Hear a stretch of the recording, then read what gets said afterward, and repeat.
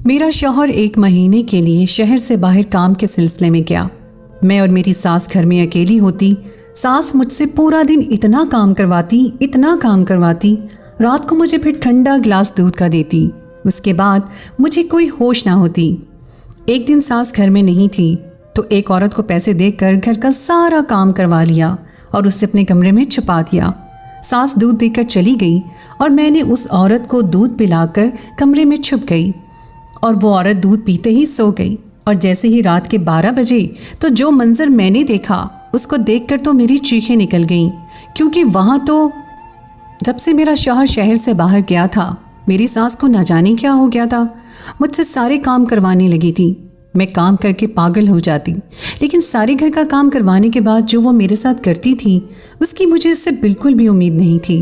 लेकिन एक दिन मैंने अपनी सास के खिलाफ एक प्लान बनाया और फिर मुझे पता चल ही गया कि वो मेरे साथ क्या कर रही थी।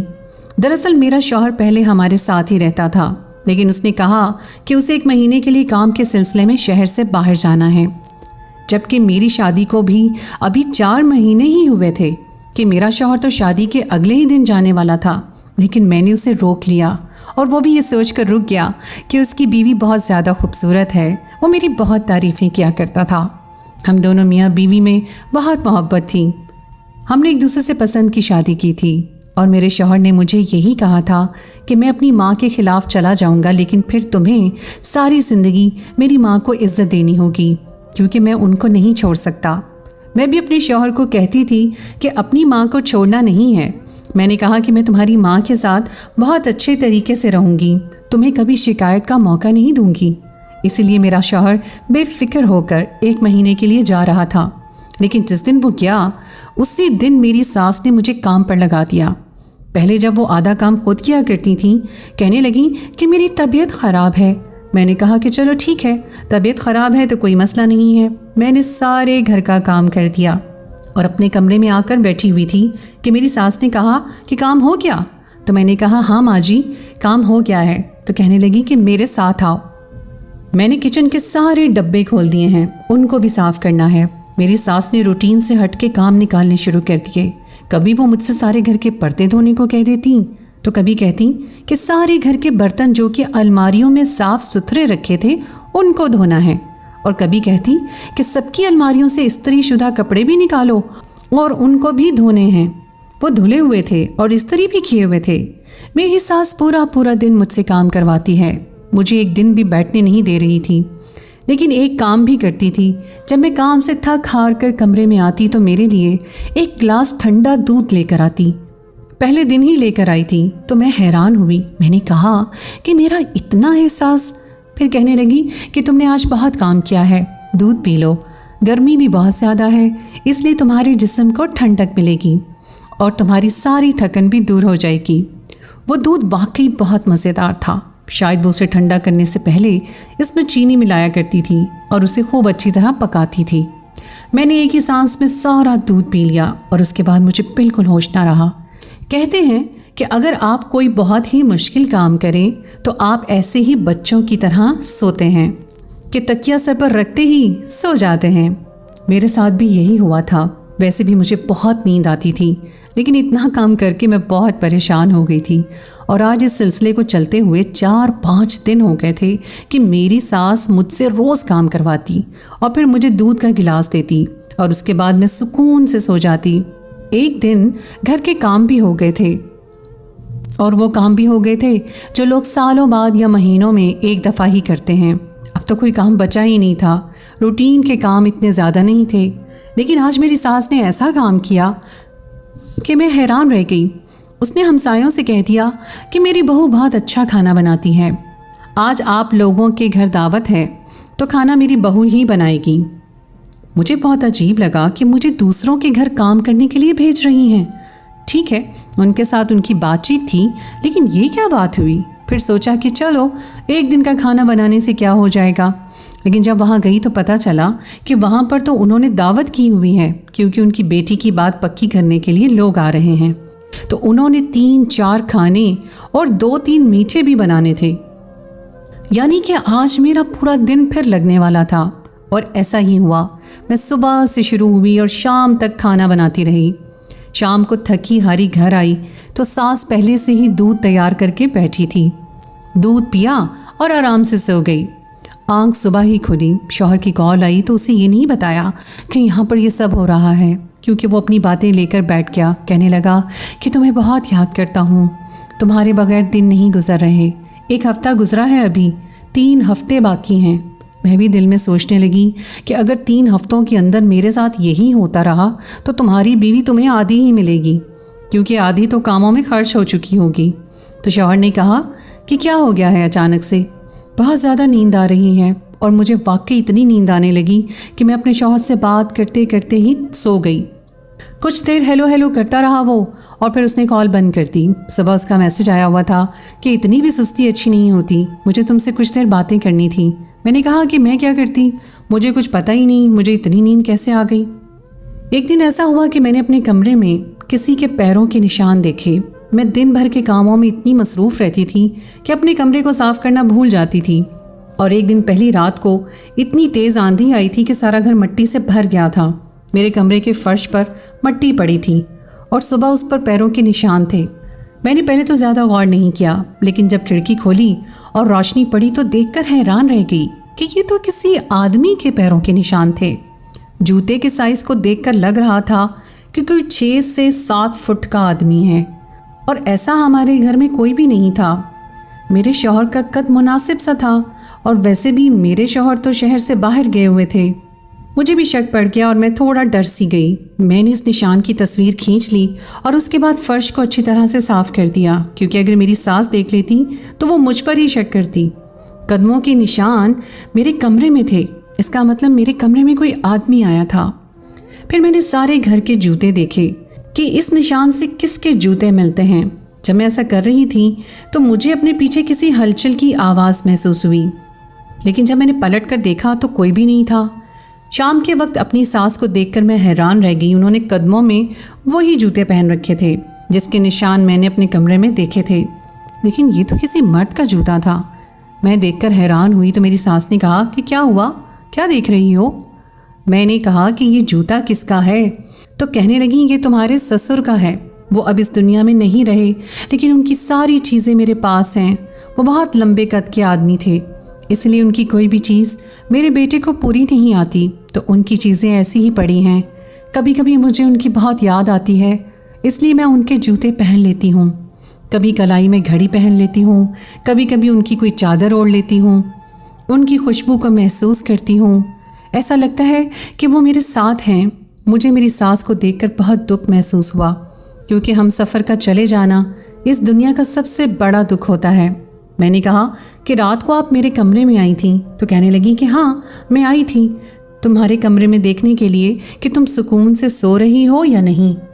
मेरा सारा शक दूर हो गया और मैंने अपनी सास को बताया कि दरअसल आप ये जूता पहन कर आई थी। मैंने जूतों का निशान देखा तो मैं तो बहुत ज़्यादा परेशान हो गई थी, और सुबह से मैं परेशान हूँ। मेरा आधा किलो खून जल गया है, सारा घर छान मारा, पर ये तो आपके पैरों के निशान थे। मैं हंसने लगी और बिलाखिर मेरी टेंशन ख़त्म हो गई। मेरी सास मेरी बात बहुत गौर से सुन रही थी और वो भी मेरे साथ हंसी, लेकिन ऐसा लगता था जैसे हंसी नकली है।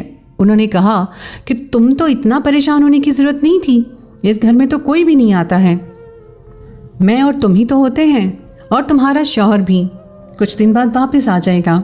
उसके बाद तो तुम्हें बिल्कुल भी नहीं डरना चाहिए। वैसे भी सारा घर बंद है। मुझे अपनी सास से ये बात नहीं करनी चाहिए थी, लेकिन घर में और कोई नहीं था। इतनी परेशान हो गई थी कि मैंने उनको ये सब कुछ बता दिया।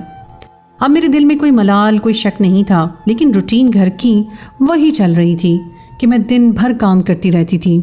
फिर ये सोचकर मुतमईन हो गई थी कि मेरी सास को इतना एहसास तो है कि मुझे रोज़ 1 गिलास दूध पिलाती हैं, लेकिन ऐसा क्यों कर रही थी ये भी समझ से बाहर था। जब उनका बेटा इस घर में था तो वो मेरे साथ मिलकर काम किया करती थी, लेकिन अब ऐसा क्यों कर रही थी? फिर मैं सोचने लगी कि शायद उनका भी आराम करने का दिल कर रहा हो, और शायद मेरा शौहर वापस आ जाए तो फिर से अपनी रूटीन पर वापस आ जाएंगी। वैसे भी मेरे शौहर के आने में 15-16 दिन ही रह गए थे। सोचा कि चुपचाप ये दिन गुजार लेती हूँ, क्यों घर में फसाद बनवाना। मसला ही होता है, और वो ये, वैसे भी मैं अपने घर में भी तो काम किया करती थी। कामों का मसला नहीं था, लेकिन उसके बाद जो हुआ था उस बात से मेरी जगह कोई भी होता तो उसे मसला ही होता। और वो ये कि मेरे जिस्म पर अजीब व गरीब किस्म के निशान थे, जबकि ना तो मैं कहीं गई थी और ना ही मुझे कोई एलर्जी हुई थी। गिरी तो मैं बिल्कुल भी नहीं। एलर्जी के कुछ इम्कानात हो सकते थे, इसलिए मैं अम्मी के घर जाने का बहाना करके डॉक्टर के पास चली गई। डॉक्टर को जाकर दिखाया। डॉक्टर ने कहा कि ये एलर्जी नहीं है, आपको ठेस लगी है, आपको बहुत ज़ोर से मारा है या फिर दबाव दिया है आपके ऊपर, इसीलिए निशान है। मैं ये सोचकर परेशान हो गई क्योंकि मेरे साथ ऐसा नहीं हुआ था, लेकिन निशान बने हुए थे। इसका मतलब है कि ये तब हुआ था जब या तो मैं सो रही थी और या फिर मुझे पता ही नहीं था। एक बात पर हैरान थी कि पहले भी मैं अच्छी नींद सोया करती थी, लेकिन हल्की सी आवाज़ पर जाग जाती थी। आजकल तो मुझे बेहोशी वाली नींद आती थी और मेरी सास जब से मुझे दूध का गिलास पिला रही थी तब से ही ऐसा हो रहा था। एक दिन मैंने दूध का गिलास पीने से इनकार कर दिया तो मेरी सास ऐसे तड़पने लगी जैसे कोई मछली पानी के बगैर तड़पती है। नहीं नहीं, ये दूध तुम्हें पीना है। मैंने कहा, मैं थकी हुई नहीं हूँ, दूध पीने से सुबह मेरा पेट खराब हो जाएगा, मुझे दूध रास नहीं आ रहा है, शायद दूध में ही कोई मसला है, मैंने आज नहीं पीना। लेकिन मेरी सास मुझे कस्में और वास्ते देने लगी कि नहीं, दूध तो तुम्हें पीना ही पड़ेगा। मैंने दूध पी लिया तो वो तब तक मेरे कमरे से ना निकली, मेरे सर पर मंडलाती ही रहीं। कहने लगी कि अगर मैं तुम्हारा ख्याल नहीं रखूंगी तो मेरा बेटा आकर मुझसे झगड़ा करेगा। जाते हुए वो बोल कर गया था कि मेरी बीवी का बहुत ज़्यादा ख्याल रखना है, पर इतना भी क्या ख्याल रखना था कि मुझे ज़बरदस्ती दूध पिलाया जा रहा था, जबकि मैं कह रही थी कि दूध पीने से मेरी तबीयत ख़राब हो रही है।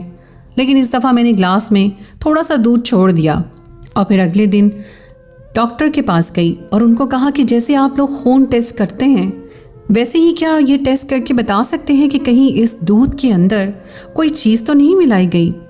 डॉक्टर ने कहा कि बिल्कुल, ये तो बहुत ही आसान सा टेस्ट है, अभी पता चल जाएगा। उन्होंने वो दूध का सैंपल लेबॉर्ट्री में पहुंचा दिया और मैं बेसब्री से इंतज़ार करने लगी। डॉक्टर ने मुझे ऐसी बात बताई कि मेरे कदमों तले से ज़मीन निकल गई। जब रिपोर्ट उसके हाथ में आई उसने मुझे सब कुछ बता दिया।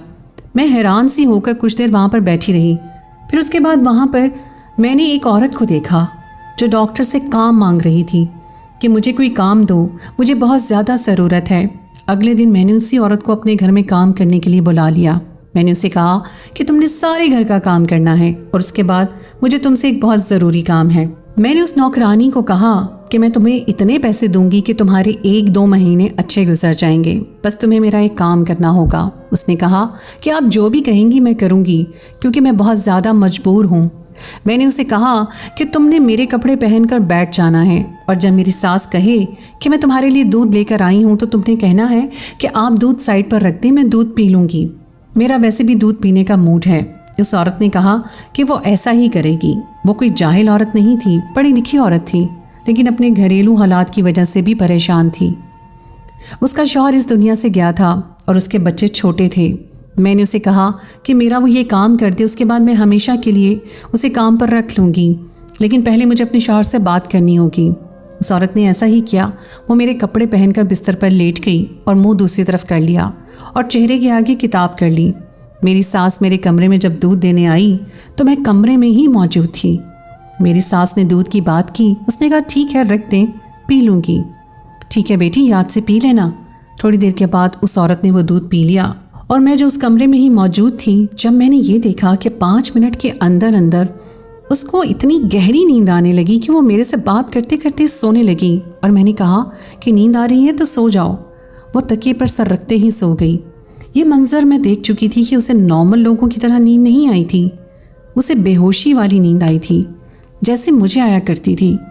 यहाँ पर मुझे उस डॉक्टर की बात याद आई जिसने मुझे ये बताया कि आपने जो दूध का सैंपल दिया है उसके अंदर नशे की दवा पाई गई है। इसका मतलब कि डॉक्टर ने भी झूठ नहीं बोला था। मैंने ये सारी बातें एक वॉइस मैसेज में रिकॉर्ड करके अपने शौहर को पहले ही बता दी थी और उसे कहा था कि वो वापस आ जाए। उसने कहा कि मुझे आने में थोड़ा वक्त लगेगा, लेकिन सुबह तक मैं पहुंच जाऊंगा।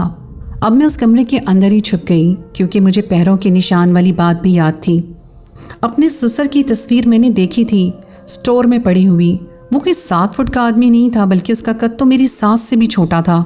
इसका मतलब है कि मेरी सास झूठ बोल रही थी। वो जूते मेरे ससुर के नहीं थे। मेरे शौहर को इस बात पर यकीन नहीं था। उसने कहा कि मैं आ तो रहा हूँ, लेकिन अगर तुम झूठी साबित हुई तो फिर मैं तुम्हें कभी माफ़ नहीं करूँगा, कभी दोबारा तुम पर भरोसा नहीं करूँगा। वो रास्ते में था और मैं उसी कमरे में छुपी हुई थी। 1 घंटा गुजरा कि मेरी सास कमरे में दाखिल हुई। किसी और इंसान को भी इशारा किया कि आ जाओ, ये सो रही है, और एक लंबे से कद का आदमी कमरे में दाखिल हुआ। मेरी सास उसके साथ बहुत आराम से बातें कर रही थी, जैसे उसको अच्छी तरह जानती थी। उसने हाथ में कोई चीज़ पकड़ी हुई थी जिसको लंबी सी रस्सी के साथ बांधा हुआ था। शायद एक छोटी सी पोटली थी। उसने उस चीज़ को मेरे वजूद के ऊपर घुमाना शुरू कर दिया और कहा कि आज आखिरी दिन है इस अमल का, उसके बाद ये आपके बेटे के दिल से उतर जाएगी और हम फिर दोनों समधी समधन बन जाएंगे। मेरी सास ने कहा कि पता नहीं कहाँ से ले आया है इसको, अपने साथ कुछ लाई भी नहीं है और मुझे बिल्कुल भी अच्छी नहीं लगती, लेकिन मेरा बेटा इसका दीवाना है। अगर मैं इसके सामने इसे कुछ भी कहती तो वो कभी भी इसको ना छोड़ता। इसी तरह ही इसको इस घर से निकालना होगा। मैं ये बातें सुनकर डर गई थी और हैरान हुई खड़ी थी कि अचानक मेरा शौहर वहाँ पर आ गया। शायद वो जल्द वहाँ से निकल आया था। उसने उस शख्स को देखा कि आप यहाँ क्या कर रहे हैं। शायद वो उसे पहले से जानता था। अपने शौहर को वहाँ देखकर मैं भी उधर आ गई। वो बेचारी औरत जिसको मैंने अपनी जगह लिटाया था वो तो अभी तक बेहोश ही पड़ी थी। मेरी सास पूरी तरह घबरा गई और वो शख्स भी। मेरे शौहर ने कहा कि ये तो मेरी सास का दूर का रिश्तेदार है, हम इसको भी मामू ही कहते थे। ये मेरी अम्मी का कज़न है और ये अपनी बेटी का रिश्ता करना चाहता था, लेकिन मैंने इनकार कर दिया था क्योंकि मैं तुमसे मोहब्बत करता था और वो लड़की मुझे बिल्कुल भी पसंद नहीं थी। 1000 लड़कों के साथ उसके चक्कर थे। मेरे पीछे भी मेरी शक्ल देखकर ही पड़ी थी। वो इनकी इकलौती बेटी है और ये इस लड़की को जहेज़ में एक घर और गाड़ी भी दे रहे थे। मेरी माँ ने मुझसे बहस की थी, लेकिन मैंने कह दिया था कि मुझे घर और गाड़ी नहीं चाहिए, साथ में एक बदकिरदार लड़की भी तो मिलेगी, इसलिए मैं उस लड़की से शादी नहीं करूँगा। मैं उस लड़की से शादी करूँगा जिससे मैं मोहब्बत करता हूँ, जो मेरे लिए बिल्कुल ठीक है और बदकिरदार भी बिल्कुल नहीं है। मैं फूट फूट कर रोने लगी। मैंने अपने शौहर को सब कुछ बता दिया कि ये कई दिनों से हो रहा है। तुम्हारी अम्मी मुझ पर जादू करवा रही थी, मुझे तुम्हारी ज़िंदगी से निकालना चाहती हैं। मेरे शौहर ने कहा कि कोई जादू कुछ नहीं होता, कुछ भी नहीं होगा। अम्मी का तो पहले दिन से ही जादू पर बहुत एतकाद है।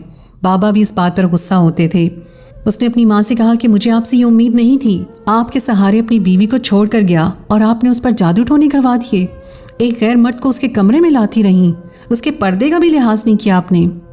मेरी सास कहने लगी कि इसने भी तो इतना बड़ा प्लान बनाया है, अपनी जगह किसी और को लिटाया है। तो मेरे शौहर ने कहा कि फिर और वो क्या करती। मैंने अपने शौहर को रिपोर्ट भी दिखाई जिसमें दूध में नशे की दवा मिलाने के बारे में साफ साफ लिखा हुआ था। मेरा शौहर सर पकड़ कर बैठ गया।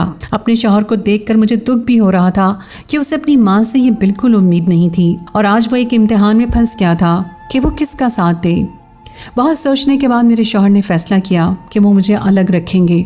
मैंने अपने शौहर से कहा कि मैं आपकी अम्मी के साथ फिर भी रह सकती हूँ, मैं अपने काम से काम रखूँगी, अगर आपको कोई मसला है तो मुझे कोई फ़र्क नहीं पड़ता है। लेकिन मेरे शौहर ने कहा कि नहीं, इस तरह मैं बेचैन रहूँगा, अब मुझे भरोसा नहीं रहा, तुम्हें अलग रहना ही पड़ेगा। हफ्ते में 2 दिन यहाँ भी गुजार लिया करूँगा। इसमें मेन बात ये थी कि मेरी सास अभी भी निदामत का शिकार नहीं थी।